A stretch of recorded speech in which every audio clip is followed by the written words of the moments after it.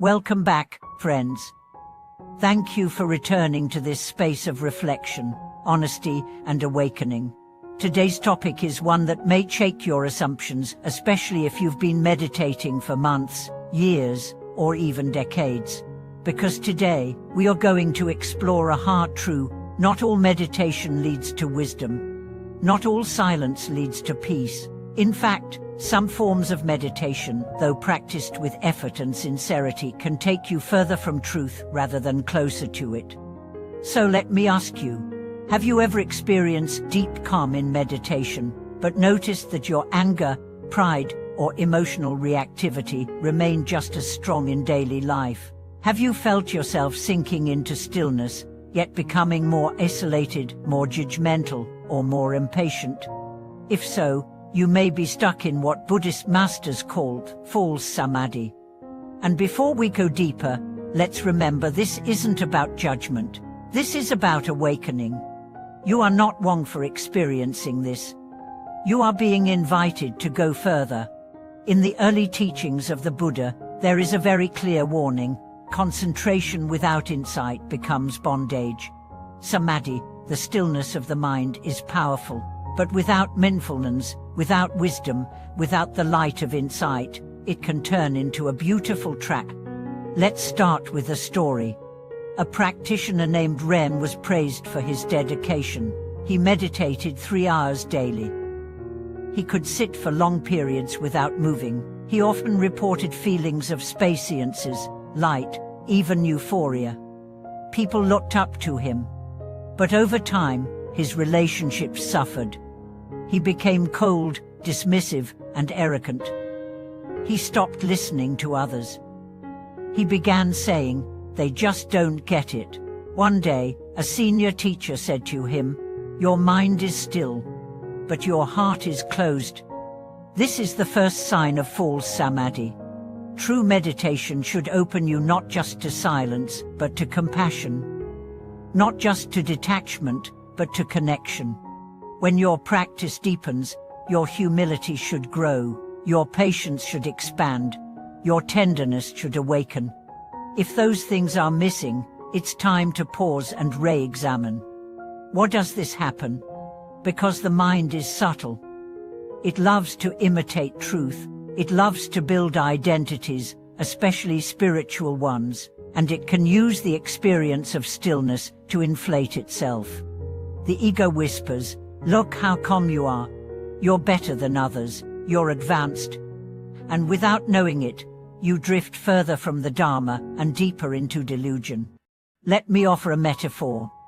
Imagine a lake. When the wind stops, the surface becomes still, but if the water is polluted underneath, that stillness hides the poison, it doesn't cleanse it. Many meditators mistake surface calm for inner purification. But calm is not the goal. Clarity is. Wisdom is. Freedom is. True Samadhi isn't about escaping noise. It's about hearing it clearly and seeing through it. It's not about sitting longer. It's about understanding deeper. Let me tell you about another case. A woman named Leela joined a retreat after a painful divorce. She had no experience in meditation, but followed the instructions carefully. On the 4th day, she had a breakdown. She cried for hours. She saw childhood memories she had buried. She felt rage, sorrow, and confusion. But she stayed. She kept meditating, breathing, observing. By the end of the retreat, her face had softened. Her posture changed. She smiled with a gentleness that was absent before. She later said, "I didn't find peace. I found truth." And from that, peace began. This is real meditation. It's not always pretty. It doesn't always feel good. But it always leads to freedom. False Samadhi, on the other hand, becomes an addiction. We chase the high of silence. We avoid the work of insight. We use meditation as a drug, not a path. And soon, we begin to believe that anyone not meditating is inferior. We use the Dharma to separate, not to unify. We become spiritual in appearance, but untransformed inside. Buddhist masters have spoken clearly on this. In the Platform Sutra, the sixth patriarch Huineng warned, "Do not be attached to stillness. If you cling to calm, you are bound." True Samadhi is the effortless arising of wisdom. This is why the Buddha always linked meditation with mindfulness and ethical conduct, not just sitting still, but watching the mind. Watching how greed arises, how anger takes shape, how ego disguises itself. And when you see it clearly, not suppressing, not denying, not justifying, you begin to let go. That's real liberation. So how do we avoid the trap of false samadhi? First, ask yourself, is my practice making me more loving? Not just toward those who agree with me, but those who challenge me, irritate me, disagree with me. If not, your meditation may be working only on the surface. Second, integrate insight. Don't just seek stillness, seek understanding. Ask, what am I learning about myself, about my patterns, about my suffering? Use meditation as a mirror, not a mask. Third, remain embodied. Many meditators dissociate. They float above their pain instead of moving through it. Bring awareness into your body, into your breath, into your belly, into your heart. Feel what's there, what's serene, but what's messy, broken, real. Fourth, stay connected. Real samadhi enhances empathy. If your meditation makes you avoid people, judge them, or close your heart, something is off. True silence is not isolation. It's intimacy with all things. And finally, stay humble. No matter how long you've practiced, remember you are still learning, still softening, still waking up.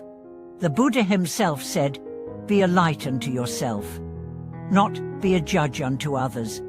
Let me close with a final story. A young monk asked his teacher, "How will I know if my meditation is working?"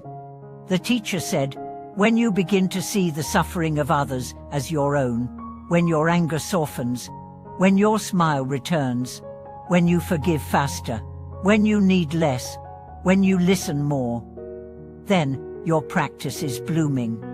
Friends, the true measure of meditation is not how long you sit, but how gently you live. Thank you for joining me in this heartfelt reflection. If you've ever fallen into the trap of false samadhi, or if you're unsure where your practice stands, I invite you to share your thoughts below. You are not alone. We are learning together.